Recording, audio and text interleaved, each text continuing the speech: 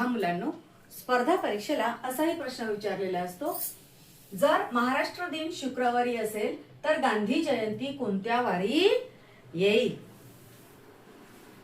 मग यासाठी एक ट्रिक आहे. काय लक्षात ठेवायचं? म गा ना. काय लक्षात ठेवायचं? म गा ना.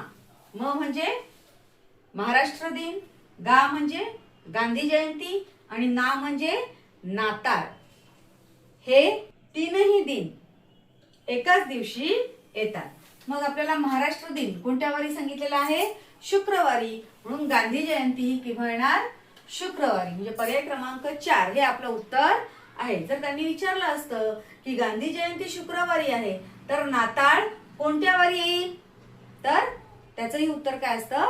शुक्रवार. म्हणजेच काय, तर महाराष्ट्र दिन, गांधी जयंती आणि नाताळ हे तीनही दिन एकाच वारी येतात. मग गा ना लक्षात ठेवा. आलं लक्षात? घ्या.